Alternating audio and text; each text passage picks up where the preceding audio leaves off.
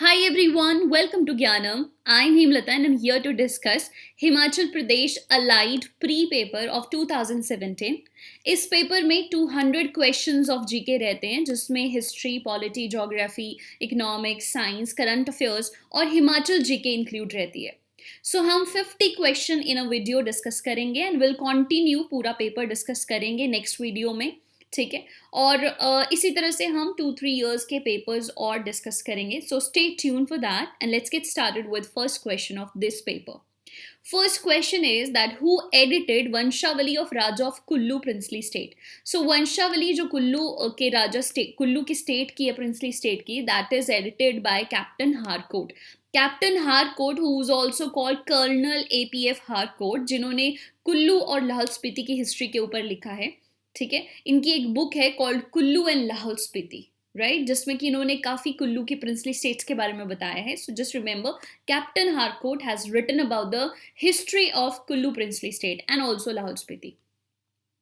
Next question है, to which category do the Pathiar and Kanhiara inscriptions of Kangra district of HP containing epigraphical records belong. Question बहुत तरह से आता है, यही क्वेश्चन डिफरेंट तरह से फ्रेम करके आया है बहुत सारे एग्जाम्स में. समटाइम क्वेश्चन ये आ जाता है कि पटियार कन्यारा कहाँ पर हैं, तो डिस्ट्रिक्ट कांगड़ा डिस्ट्रिक्ट में है. And what are these are rock inscription. Rock inscription क्या होता है? दीज आर लाइक खुदवाई होती है जो कि पत्थरों पे, पिलर्स पे, दीवारों पे करवाई होती है, that is called inscription. So rock inscription मतलब पत्थर के ऊपर जो खुदवा के लिखा गया है, that is called rock inscriptions, right. तो ये इन जगह पर मिलती है हिमाचल के कांगड़ा डिस्ट्रिक्ट के, और ये अप्रॉक्स 2000 साल पुरानी इंस्क्रिप्शंस हैं, जो कि ऐसा कहा जाता है शायद ये मौर्य पीरियड की है या कुछ जो है वो कुशना पीरियड को भी जाती हैं. तो उस समय की इंस्क्रिप्शंस हैं और ये ज़्यादातर जो है वो ब्राह्मी और प्राकृत लैंग्वेज में लिखी गई हैं, ब्राह्मी खरोष्टी लैंग्वेज में लिखी गई हैं. सो ये ब्राह्मी लैंग्वेज में इधर लिखा हुआ है. और ये ऐसा भी है, राहुल संकृत्यान जो हैं, ही वॉज एन हिस्टोरियन, और वो उनके ट्रैवल डायरीज हैं बहुत ज़्यादा, जिससे उन्होंने लोकल हिस्ट्री को जो है वो नोट डाउन किया है अपने पास, और उसकी बुक्स उन्होंने रिलीज़ की हैं. तो बहुत सारी चीज़ें हमें लोकल हिस्ट्री के बारे में उनकी किताबों से भी पता चलती हैं, राइट. बहुत डिफरेंट एरिया की, किन्नौर की, कुल्लू की, लाहौल स्पीति की, बहुत सारे एरिया के बारे में जो हमें हिस्टोरियंस को पता चलता है, वो राहुल संकृत्यान की किताबों से पता चलता है. एंड दूसरा, राहुल संकृत्यान कहते हैं कि जब वो इस जगह पर पहुंचे थे तो उनको पता नहीं था एग्जैक्टली इंस्क्रिप्शन कहाँ पर है, कोई बोर्ड नहीं था यहाँ पे, कोई प्रोटेक्शन नहीं थी, और ये डिस्ट्रॉय भी किया जा सकता था बाय लोकल पीपल जिनको पता नहीं है, इसकी इंपॉर्टेंस नहीं पता है. ठीक है. सो अब जो है इसको गवर्नमेंट ने प्रॉपर जो है वो इनक्लोज कर दिया है, एक कवर्ड एरिया बना दिया है जहाँ पर जो है वो और कोई लोग नहीं जा सकते हैं, या अगर जाएं इसे देख सकते हैं, लेकिन इसको डिस्ट्रॉय नहीं कर सकते. बट एट दैट टाइम ऐसा कुछ नहीं था वहाँ पर. ठीक है. So just remember, Pathiar and Kanhiara inscription जो कि रॉक इंस्क्रिप्शन है, are in Kangra district of Himachal. Next question, around which century did Thakurs and Ranas of Lahore come under the control of Chamba princely state? So let me tell you, जो पहले लाहौल स्पीति था ना और ये चंबा, दोनों ही किस 8th सेंचुरी के आसपास जो है ये बिल्कुल कांगड़ा नहीं, कश्मीर के राजा के अंडर आता थे. लाहौल और चंबा का एरिया जो था वो कश्मीर के राजा के अंडर आता था, और लेटर ऑन कश्मीर अलग हो गया और चंबा अलग हो गया, और चंबा के अंडर जो है वो लाहौल स्पीति रह गया. So this happened around 10th or 11th century. So around 10th and 11th century जो ये लाहौल का एरिया था, that comes under the control of Chamba princely state. Next question is, which one of the Shimla Hill state is offshoot of Sirmaur princely state? तो इनमें से कौन सी ऐसी रियासत थी जो कि शिमला में अब है लेकिन पहले वो सिरमौर का पार्ट रही है किसी समय पर, right. So it is Balsan. Fine. So Balsan जो रियासत है ये जो है वो पहले सिरमौर का हिस्सा रही है, और अब जो है वो शिमला में है. शिमला में भी ठियोग वाले एरिया में जो है वो ये आती है बल्सन एरिया. ठीक है. नेक्स्ट क्वेश्चन है, which Raja of Suket made Pangna the capital of a state. So राजा कौन सा था सुकेत का जिसने पांगना को अपनी कैपिटल बनाया था? It was the founder Raja, that is Bir Sen. ये फाउंडर भी था सुकेत रियासत का। इन्होंने पांगना को कैपिटल बनाया था अपनी, एंड लेटर ऑन पांगना से बल में शिफ्ट हो गई, बल से फिर सुंदरनगर में शिफ्ट हो गई, ठीक है, सुकेत रियासत की जो कैपिटल थी। सो बीर सेन ने, हालांकि आपने ये भी सुना होगा कि ये जो था वो डाउरी में दे दिया था राजा मूसन को, जो कि चंबा का राजा था। अपनी डॉटर की शादी उसने उसके साथ की थी और उसको पांगना डाउरी में दे दिया था, ठीक है। Next question is, in which year did Lahaul and Kullu become British territory? So Lahaul और कुल्लू जो है वो ब्रिटिश टेरिटरी 1846 में बने, क्योंकि लाहौल और कुल्लू उससे थोड़ा समय पहले जो है वो पंजाब के कंट्रोल में थे, और पंजाब एंग्लो सिख वॉर जो फर्स्ट हुई थी वो 1845-46 में हुई थी। सो जैसे ही first Anglo Sikh war conclude होती है, उसके बाद जो लाहौल स्पीति कुल्लू कांगड़ा वाला जो एरिया होता है वो आ जाता है ब्रिटिशर्स के under, right? Okay. Which of the following Shimla Hill state helped British campaign against the Gorkhas around 1814 और 1815? तो इनमें से कौन सी ऐसी रियासत थी जिसने कि गुरखास के अगेंस्ट अंग्रेजों को हेल्प किया था 1814 और 15 में? So let me tell you कि गुरखास जो थे ना वो 1805 के आसपास, 1804 और 5 के आसपास जो है उन्होंने हिमाचल पे अटैक किया था एक तरह से, and they were invited bye महान चंद ऑफ बिलासपुर, जब संसार चंद अपनी पावर को इंक्रीज कर रहा था और बहुत सारे एरिया इन्वेड कर रहा था। तो जैसे ही 5 में महल मोरियो की बैटल होती है, उस तक जो है वो अमर सिंह थापा जो गुरखा का लीडर था, उसने बहुत सारे एरिया को कैप्चर कर लिया था हिमाचल के, और अप्रॉक्स 1814 और 15 तक वो उसी के अंडर रहा, जब तक कि ब्रिटिशर्स जो डेविड ऑक्टरलोनी थे वो नहीं आ गए और उन्होंने उसको पीछे कर दिया और वो वापस गढ़वाल नेपाल के एरिया में चला गया। सो दैट हैपेंड इन 1814 और 15। 1816 में जाके उनके बीच में संधि हुई थी अंग्रेजों की और गुरखास के बीच में, which is popularly known as treaty of Sugauli, ठीक है। तो उस समय क्योंकि बहुत सारे एरिया को वो कैप्चर कर रहा था और उसके चंगुल से बाहर निकलना चाहती थी रियासतें, तो इन सभी रियासतों ने अंग्रेजों का साथ दिया था, दैट इज बुशहर, कहलूर और Hindur. So answer is all of above, right? इन सभी ने जो है वो ब्रिटिशर्स का साथ दिया था अगेंस्ट गुरखास इन 1814 और 1815 एंग्लो नेपाल वॉर में। नेक्स्ट क्वेश्चन है, who helped Raja Ghamand Chand of Kangra to take over Kangra fort from Jiwan Khan son of Muslim governor Nawab Saif Ali Khan around 1775? ये क्वेश्चन थोड़ा सा गलत फ्रेम है, यहाँ पर होना चाहिए था घमंड चंद की जगह पर संसार चंद टू, और यहाँ पर ये जो एरिया है बेसिकली ये जो टाइम पीरियड था, this is not 75, this is around 1783, 81 से लेकर 83 के आसपास का एरिया था।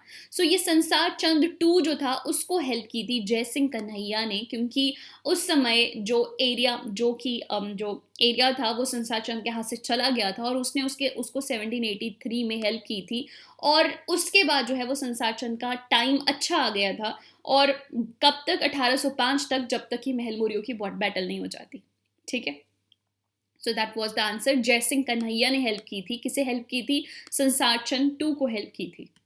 नेक्स्ट क्वेश्चन है, which Mughal ruler conferred the title of Chhatrapati upon Raja Kehri Singh of Bushahr? Bushahr का राजा Kehri Singh was very important and king of Bushahr. जब हम किन्नौर और बुशहर की हिस्ट्री पढ़ते हैं तो केहरी सिंह का स्पेशल मेंशन आता है, राइट? तो इसके पीछे एक स्टोरी थी कि औरंगजेब ने जो है वो राजा केहरी को दिल्ली बुलाया। जब वो दिल्ली गया तो एक शेडो जो थी वो उसके ऊपर हमेशा रहती थी, बादलों की शेडो, क्लाउड की शेडो उसके ऊपर रहती थी। वो जहां भी चलता था, जहां भी जाता था, हमेशा उसके ऊपर रहती थी। तो जब उसको पूछा गया, उसने कहा कि this is because of the blessings of the goddess, हमारी जो कुल देवी है के ब्लेसिंग से ऐसा हुआ है, क्योंकि यहाँ दिल्ली में बहुत गर्मी होती है और इस गर्मी से, प्लेन की हीट से बचाने के लिए ये जो शेडो है वो हमेशा मेरे ऊपर रहती है। And after that Aurangzeb gave him the title of Chhatrapati, ठीक है। तो ऐसा कहा जाता है, this is a legend behind this. Next is, which Raja of Sirmaur princely state shifted the capital of his state from Rajban to कलसी? ऐसा कौन सा राजा था सिरमौर का जिसने अपनी कैपिटल को राजबन से कलसी शिफ्ट किया था? सो राजबन का जो एरिया है विच कम्स अभी भी सिरमौर डिस्ट्रिक्ट में आता है हिमाचल के, और नाम जैसा है राजबन, ये जो एरिया है इट इज चारों तरफ से it is surrounded by forest, काफी फॉरेस्ट एरिया है यहाँ पर. And this is the home of one of the oldest factory of Himachal, cement factory CCI, वो भी यहाँ पर है राजबन में.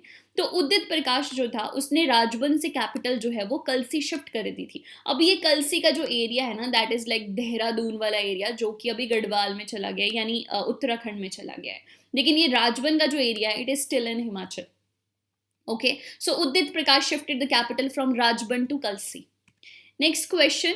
Around which year was consultative body of princes known as Narendra Mandal Chamber of Princes set up? कौन सी साल जो है वो चैम्बर ऑफ प्रिंसेस सेटअप किया गया था? ना फर्स्ट क्वेश्चन ये था क्या चैम्बर ऑफ प्रिंसेस. सो देखो क्या था कि गवर्नमेंट ऑफ इंडिया यानी ब्रिटिश गवर्नमेंट ऑफ इंडिया जो थी वो इंडिया में काफ़ी कॉन्स्टिट्यूशनल रिफॉर्म लेकर आई थी जब स्टार्टिंग जब 20th सेंचुरी की स्टार्टिंग हुई थी. जैसे 1909 में रिफॉर्म्स आए, 1919 में रिफॉर्म्स आए, 1935 में गवर्नमेंट ऑफ इंडिया एक्ट आया. तो इंडिया में डेमोक्रेटिक रिफॉर्म्स आ रहे थे, हालांकि बहुत डीप नहीं थे लेकिन आ रहे थे, राइट. अब यहाँ पर जो प्रिंसेस थे उनका कनेक्शन ब्रिटिश गवर्नमेंट के साथ काफ़ी गहरा था, बिकॉज उन्होंने बहुत बार ब्रिटिश गवर्नमेंट को हेल्प की थी. सो यहाँ पर ब्रिटिश गवर्नमेंट जो थी वो चाहती थी कि जो प्रिंसेस हैं, जो प्रिंसली स्टेट्स हैं, उनकी जो वॉइस है उसके लिए भी एक प्लेटफॉर्म मिले, ताकि वो भी उस प्लेटफॉर्म के जरिए जो है वो ब्रिटिश गवर्नमेंट को तक अपनी वॉइस पहुंचा सकें. So that is why they made this chamber of princess. हालांकि ये बहुत ज़्यादा कोई सक्सेसफुल नहीं रहा, लेकिन हाँ, ये चैम्बर ऑफ प्रिंसेस बना था ताकि जो प्रिंसली स्टेट्स हैं यानी जो प्रिंसेस हैं वो अपनी वॉइस रख पाएँ ब्रिटिश गवर्नमेंट के आगे.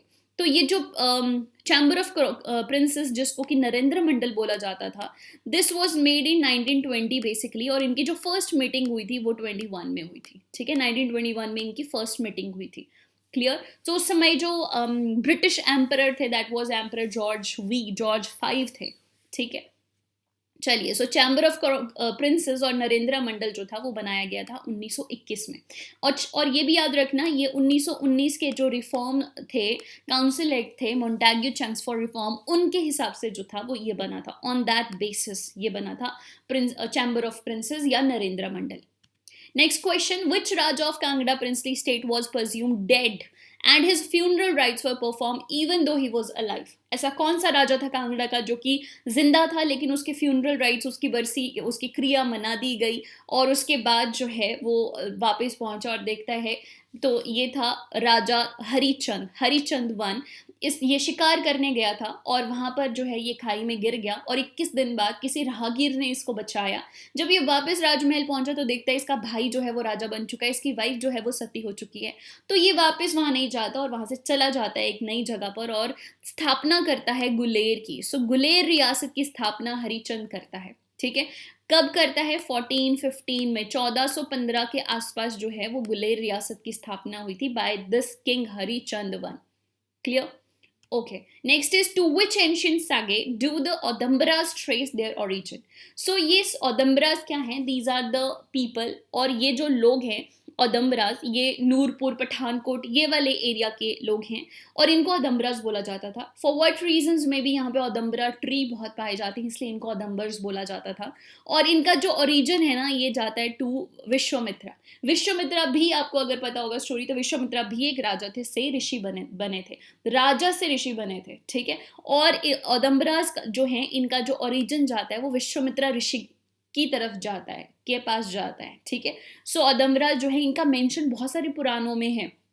विष्णु पुराण हो गया, वायु पुराण हो गया, बृहत संहिता हो गया, ठीक है, सतपथा ब्रह्मा हो गया, इन सभी में जो है वो इनका मेंशन मिलता है. और ये क्या मेंशन मिलता है कि ये कहाँ थे, तो आप देखते हो कि ये कांगड़ा से होती हुई जो है वो ब्यास जाती है और इधर से जो है ऊपर चंबा की तरफ रावी चली जाती है. और रावी और ब्यास के बीच में, यानी रावी यानी पुरुषनी और बिपासा के बीच में जो है वो ये जो एरिया था, ये एरिया ओदम्बराज का था.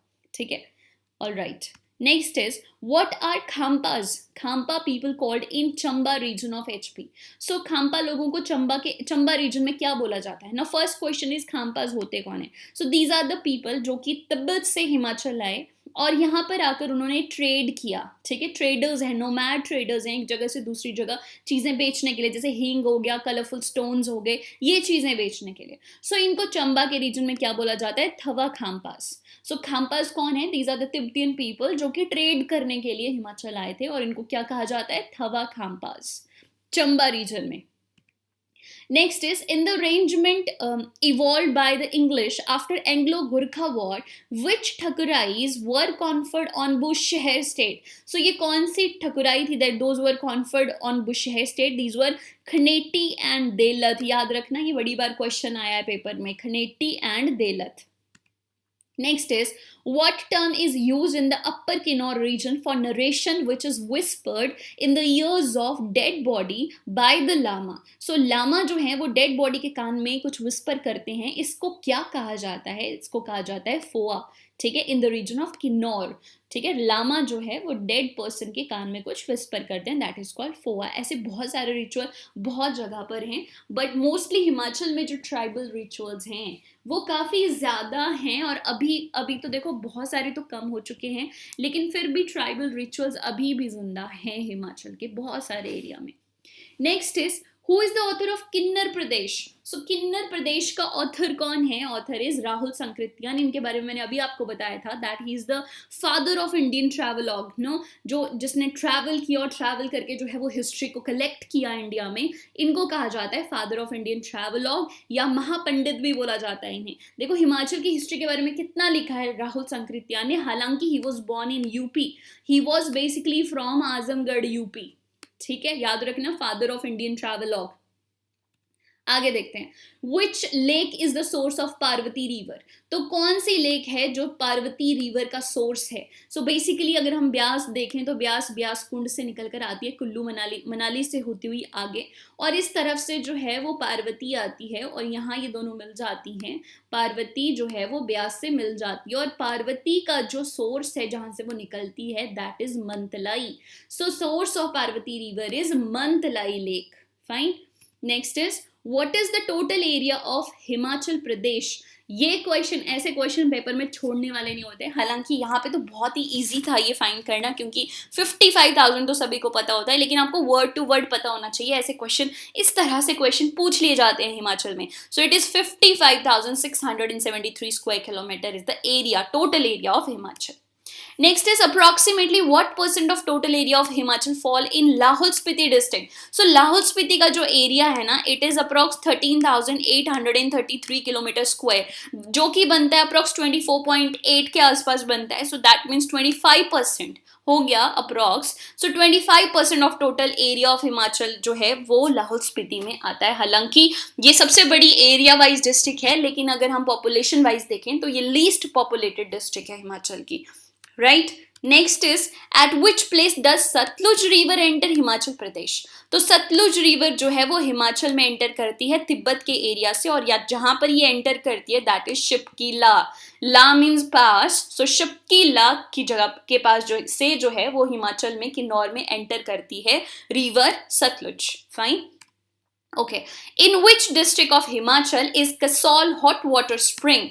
कसौल हॉट वाटर स्प्रिंग जो है हिमाचल के कौन से डिस्ट्रिक्ट में है ये बताने की जरूरत नहीं है, सबको पता होगा आपको, है ना। It is in Kullu district, और पार्वती रिवर के अराउंड ही जो है वो बैंक के अराउंड ही कसौल है, और कसौल के अंदर जो है ये कसौल हॉट वाटर स्प्रिंग है। इसका जो पानी है वो बियरेबल है, बहुत ज़्यादा गर्म नहीं है पानी, जैसे मणिकरण का जो पानी है वो काफ़ी ज़्यादा गर्म है, और वहाँ पे जो पानी के बिल्कुल पास में चट्टान है मणिकरण में वो काफ़ी गर्म रहती है, राइट, काफ़ी हॉट है वो। लेकिन जो ये कसौल का पानी है दैट इज बियरेबल वाटर, जो कि ज्यादा गर्म नहीं है, बट हाँ it is considered hot water spring, ठीक है, कंपैरेटिवली वार्म है water. Which stream or river is fed by Chandranahan Glacier? Chandranahan Glacier which is in Shimla, right? तो यहाँ से कौन सी रिवर निकलती है? यहाँ से निकलती है पब्बर रिवर। पब्बर रिवर जो है वो आगे पब्बर वैली बनाती है, एंड फाइनली इसका जो पानी है वो यमुना नदी में चला जाता है, and Pabbar valley is also known as Rohru valley, also known as Rohru valley, right. So ये रोहडू से, जो शिमला के रोहडू से बहती है वो पब्बर रिवर है, और ये चंद्रनाहन ग्लेशियर से निकलती है। Next is which mountain range was known as मानक पर्वत in ancient times? So मानक पर्वत जो है वो बोला जाता है शिवालिक को. शिवालिक का मतलब होता है the hair, the garlands of Shiva. ठीक है, शिव की जटाएं, Shivalik is also known as Manak Parvat. और जैसे ये धौलाधार है, it is known as Maulak Parvat. ठीक है, मौलक बोला जाता था इसे मौलक और इसे मानक पर्वत बोला जाता है. Next is which among the following which mountain pass joins Kangra and Chamba? So ये जो एरिया है यहाँ पर it is तिलंग पास. यहाँ धौलाधार रेंज में आता है तिलंग पास, इस तरफ को कांगड़ा जाता है और इस तरफ को चंबा जाता है. सो कांगड़ा और चंबा को कनेक्ट करता है तिलंग पास, जो कि कहाँ पर है, धौलाधार रेंज में आता है. Next question, in which district of Himachal is Narsing Tibba peak? So Narsing Tibba peak जो है इट इज इन चंबा के एरिया में. सो हनुमान टिब्बा, नारसिंग टिब्बा, ये टिब्बा वाले सारे कर लेना, नोट कर लेना. कम से कम हिमाचल की इंपॉर्टेंट 20-22 पीक्स हैं जो कि आपको पता होनी चाहिए. ठीक है, और ज्यादा नहीं तो एटलीस्ट 20 तो पता होनी चाहिए जो मेन है. 12 तो हर एक डिस्ट्रिक्ट की हाईएस्ट हो गई जो कि हमें पता होनी चाहिए. अपार्ट फ्रॉम दैट कुछ जो है 5-7 और इंपॉर्टेंट पीक्स हैं जो जिनके बारे में हमें पता होना चाहिए.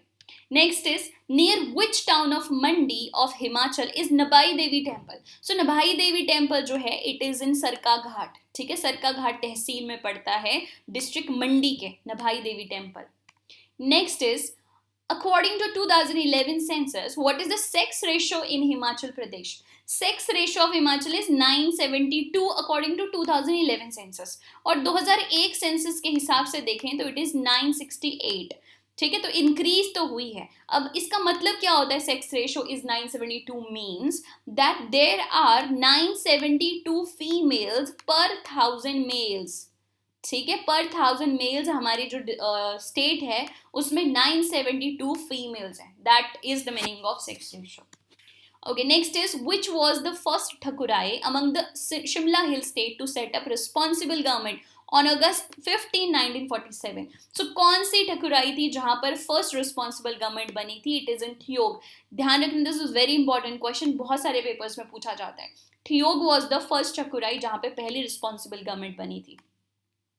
Around which area did Himachal university around which year did Himachal University Shimla came into existence? So Himachal HPU जो बनी थी that came into existence in 1970, 1970 में आई थी. Near which town of Himachal is Darang Ghati Sanctuary? तो Darang Ghati century basically ये शिमला में है और शिमला के भी रामपुर बुशहर के एरिया में आती है. ठीक है, सो it is Darang Ghati sanctuary which is in Rampur Bushahr. Which building of Shimla was residence of A.O. Hume who conceived the idea of founding Congress there? So ये भी important question है और important चीज भी हुई है यहाँ पे obviously. So जो एलन ऑक्टेवियन होम थे उन्होंने 1985 में जो है वो इंडियन नेशनल कांग्रेस की स्थापना की थी. Is the founding father of INC. ठीक है, जिन्होंने 1985 में जो है वो INC को बनाया था. राइट, सो ये कहाँ पर इनको आइडिया आया था? ये रहते थे एक्चुअली रॉथनी कैसल में और यहीं पे इनको आइडिया आया था INC बनाने का. और अगर हमें A.O. ह्यूम के पुराने लेटर्स मिलते हैं ना तो उन लेटर्स में मिलता है हमें लिखा हुआ कि एक्चुअली वो बहुत सस्पिशियस थे इंडियंस को लेकर. इनको लगता था कि इंडियंस ब्लैक मैजिक करते हैं और इन्होंने कई लेटर्स लिखे थे ऐसे गवर्नर जनरल को कि इंडियंस जो है वो बहुत ब्लैक मैजिक करते हैं और हिमाचल में रह के ब्लैक मैजिक जो है वो उनको पता नहीं कहाँ से आया होगा. ऑब्वियसली उन्होंने कुछ ना कुछ तो ऐसा देखा होगा ब्लैक मैजिक का, है ना. तो उन्होंने लेटर्स लिखे थे बेसिकली और कहा था कि हमें हर एक इंडियन से नहीं मिलना चाहिए, हमें एक प्लेटफॉर्म बनाना चाहिए जिसमें जो है वो, ताकि उस प्लेटफॉर्म के लीडर से हम मिले. तो ये आइडिया जो था इन्होंने दिया था और ये बार बार लेटर्स लिखते थे. ठीक है, तो इस तरह से एक स्टोरी है इसके पीछे. हालांकि ऐसा उस टाइम पर किसी को कुछ पता नहीं था और ना ही ऐसा कभी हाईलाइट होता है INC के बारे में. ठीक है, सो इट इज A.O. ह्यूम जिन्होंने INC की स्थापना करी थी और ये आइडिया उनको कहाँ मिला था? रॉथनी कैसल में. Okay, around which day does Renuka fair in Sirmaur district of Himachal begin? Renuka fair, first Renuka कौन थी? Renuka was the mother of Parshuram, the wife of Jamadagni Rishi. और जमदग्नि ऋषि और रेणुका के बेटे थे परशुराम. ठीक है। सो रेणुका के नाम पर लेक भी है सिरमौर में, और फेयर होता है दिवाली से 10 दिन बाद। सो 10 days आफ्टर दिवाली जो है, there is a fair celebrated in Renuka fair celebrated in the district of Sirmaur. Okay, next is, which Buddhist monastery is also known as the Ajanta of Himachal? Ajanta of Himachal, this is very important Buddhist monastery in Himachal, which is Tebo.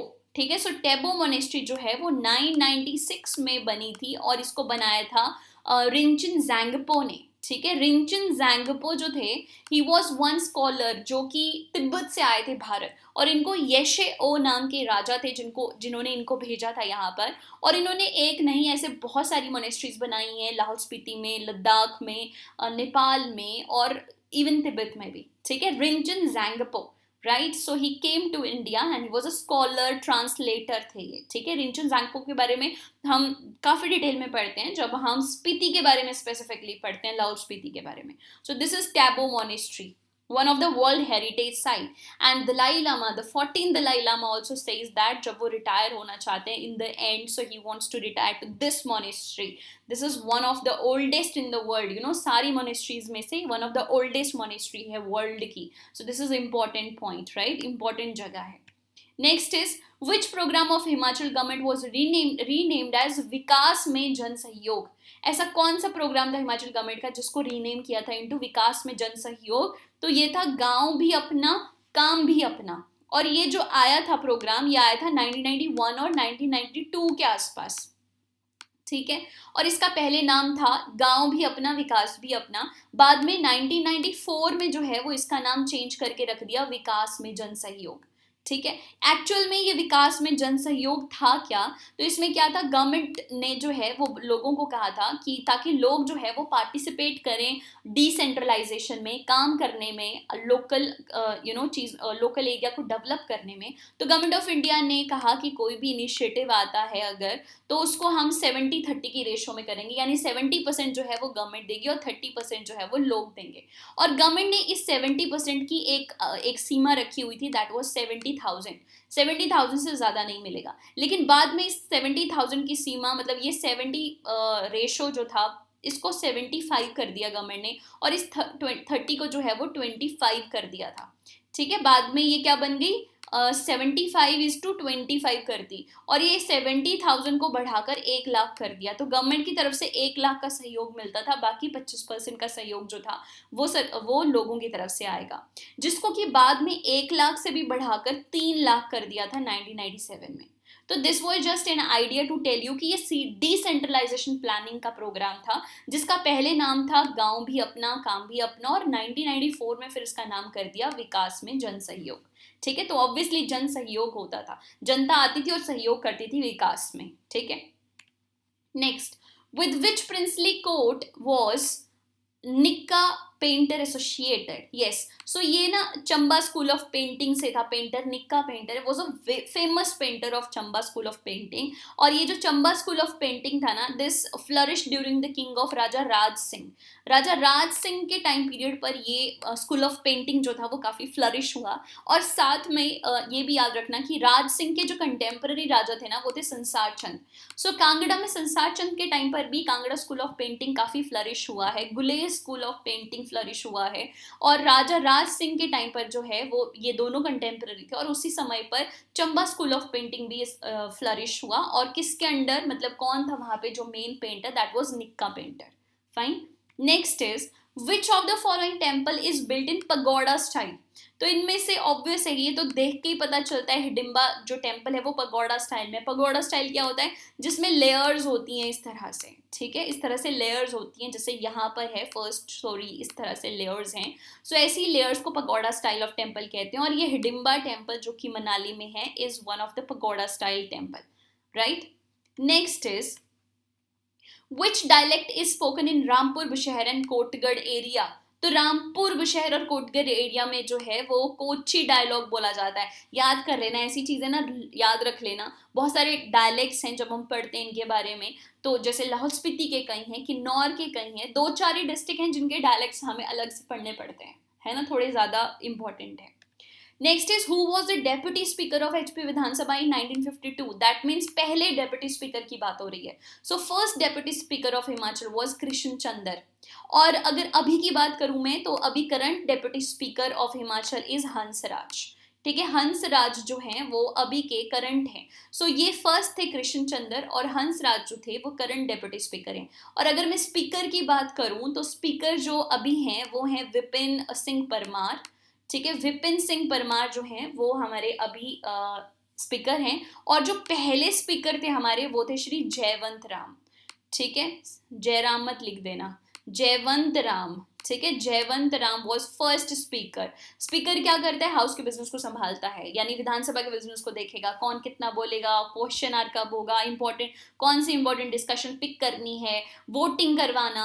और वो खुद vote नहीं करता है, casting vote करता है. जब tie हो जाता है हाउस में, तब स्पीकर जो है वो वोट करते हैं. और जब स्पीकर नहीं होता, स्पीकर एब्सेंट होता है, उसकी जगह पर डेप्यूटी स्पीकर आता है. और स्पीकर और deputy speaker both resigns to each other. ये सारी चीजें आपने पॉलिटी में पढ़ी होंगी. आगे चलते हैं. In which year was HP territorial council converted into legislative council. तो ये 1963 में जो था वो HP territorial council converted into legislative council. HP में बहुत सारे चेंजेस आए हैं एडमिनिस्ट्रेशन में स्टार्टिंग ईयर्स में. पहले हिमाचल 1948 में जो था वो बना, और फिर उसके बाद वो पार्ट सी स्टेट बन गया, है ना, 52 में. फिर उसके बाद वो टेरिटोरियल काउंसिल बन गया 56-57 में. और उसके बाद 62 तक अप्रॉक्स वो रहा. फिर 62 में फिर चेंजेस आने शुरू हो गए. और फाइनली 63 में पूरी तरह से जो क्या बन गई, first assembly, first legislative assembly बन गई हमारे पास. So that is how 63 would be the right answer, जब टेरिटोरियल काउंसिल जो थी वो लेजिस्लेटिव असेंबली में कन्वर्ट हो गई. ठीक है. Next is who headed the Himachal Prant provisional government with headquarter at Shimla in 1948. तो हिमाचल प्रांत की यानी ऑब्वियसली पंजाब भी बीच में ही था, क्योंकि सोलन शिमला का बहुत सारा एरिया पंजाब में था. तो हिमाचल प्रांत की जो प्रोविजनल गवर्नमेंट थी उसके जो हेड थे वो थे शिवनंद रमोल. और ये जो शिवनंद रमोल थे ना, ही वॉज फ्रॉम सिरमौर. ये सिरमौर के एरिया से थे शिवनंद रमोल, और अपनी रियासती प्रजामंडल के भी हेड थे. यानी सिरमौर की जो प्रजामंडल थी उसके भी ये जनरल सेक्रेटरी रहे हैं. और इसके बाद इन्होंने सुकेत सत्याग्रह, आपने सुना होगा हिस्ट्री में हिमाचल की, तो सुकेत सत्याग्रह भी इन्होंने लीड किया था. और उसके बाद ये राज्यसभा के मेंबर भी रह चुके हैं इंडिया में. ठीक है, चलिए. तो Shivanand Ramol was the head of Himalayan Prant provisional government in 1848. Next question.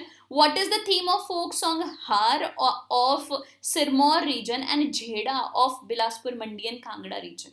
तो क्या थीम है, हार जो है ये, और बिलासपुर और मंडी और कांगड़ा का झेड़ा जो है, दे आर विलोर सॉन्ग. विलोर क्या होते हैं, साहसी जो काम किया होता है उनके ऊपर जो गाने बने होते हैं, folk song, those are called Vilor. तो ये वो फोक सॉन्ग्स हैं. ठीक है, चलिए. Next is with which region of HP is Kiang dance associated? So HP के कौन से region से Kiang dance associated है? It is associated to Kinnaur के एरिया में किया जाता है ये Kiang फेस्टिवल में Kiang डांस किया जाता है. Where is the office of Chief Information Commissioner CIC of Himachal Pradesh at Shimla? So Shimla में CIC का ऑफिस कहाँ पर है, कौन सी बिल्डिंग में है? It is Armsdell building. So Armsdell building में जो है वो चीफ इंफॉर्मेशन कमिश्नर का ऑफिस है शिमला में. हालांकि ये बिल्डिंग काफ़ी पुरानी हो चुकी है, काफ़ी बार इसकी रिनोवेशन की जा चुकी है, बहुत सारी चीज़ें इसमें रिप्लेस की जा चुकी हैं. एट विच प्लेस इन उन्ना district of Himachal a state of art industrial area is being developed. Art industrial area जो है वो उन्ना में कहाँ बनाया जा रहा है, पंडोगा एरिया में. ठीक है, art industrial area. On which river is Shongton Karcham hydropower project is situated? So ये करचम नाम ही सुना होगा, शोंगटम करचन इट इज इन किन्नौर. और किन्नौर से मेजर रिवर कौन सी जाती है, सतलुज. तो सतलुज के ऊपर जो है the Shongtong Karcham hydropower project is being built. Next is when was community development program launched in Himachal? Now what is this community development program? ये सिर्फ हिमाचल में नहीं आया था, ये पूरे इंडिया में आ गया था 1952 में. तो हिमाचल में भी ये सेम टाइम पर आया है. Now what is this community development program launch for? ये था ताकि जो एडमिनिस्ट्रेटिव फ्रेमवर्क है हमारे लोकल एरिया का वो ठीक हो सके, एडमिनिस्ट्रेशन ठीक हो सके. कहाँ पे, तहसील लेवल पे, विलेज लेवल पर, है ना, आपको ये पता होगा, ये उस समय हम आज़ाद हुए थे और हमें जो है वो एडमिनिस्ट्रेटिव फ्रेमवर्क चाहिए था ताकि छोटे लेवल पर भी प्रॉपर एडमिनिस्ट्रेशन किया जा सके। तो हमने इस समय क्या बनाया था, ब्लॉक्स बनाने, डेवलपमेंट ब्लॉक्स बनाने शुरू किए थे। और इसी समय जो है वो एक पोस्ट बनाई गई थी BDO, ब्लॉक डेवलपमेंट ऑफिसर, और इसके नीचे स्टाफ जो कि इस एरिया की डेवलपमेंट के लिए किसी एक पर्टिकुलर ब्लॉक के लिए रिस्पॉन्सिबल होता है। So that is block and BDO, जो कि 1952 के अराउंड बनाया गया था and under community development programme. Next is who founded Nurpur princely state. So Nurpur princely state ये वही एरिया और दम्बर्स वाला पठानकोट नूरपुर का, and it was founded by Jhetpal. Jhetpal was a founder of Nurpur princely state. Next is with which area are Gangi and Mohna folk song associated. सो गंगी और मोहना ये जो folk song है, these associated with Bilaspur. Mohana जो सॉन्ग है ना, this is a very sad song. Sad song है, इसकी story बताती हूँ कि दो भाई होते हैं। एक भाई जो मोहना होता है, he was very innocent boy, and इसका जो भाई होता है वो राजा के पास जॉब करता है और वो किसी का खून कर देता है। जब वो किसी का खून कर देता है तो वो मोहना को बोलता है कि तू इल्ज़ाम अपने सिर पे ले ले और तेरे को मैं छुड़ा दूंगा। तो वो मोहना को फंसा देता है इसमें, और राजा जो है वो मोहना को फांसी की सज़ा सुना देता है। और इसके ऊपर जो है वो सॉन्ग्स हैं, और तो ये sad, very very sad song, ठीक है। So that is from Bilaspur.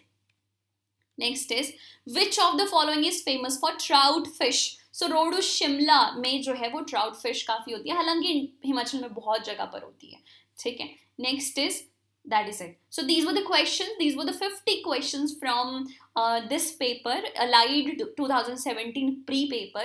और इस पेपर में total 200 questions हैं which we will discuss in coming videos, and if you have any query you can call us on these numbers. We already have a course for HPPSC and HPSSB, and if you want to join that you can again call on these numbers. You can visit our website also, you can download application also, and you can follow us on these platforms on Instagram, Telegram and YouTube. Thank you so much.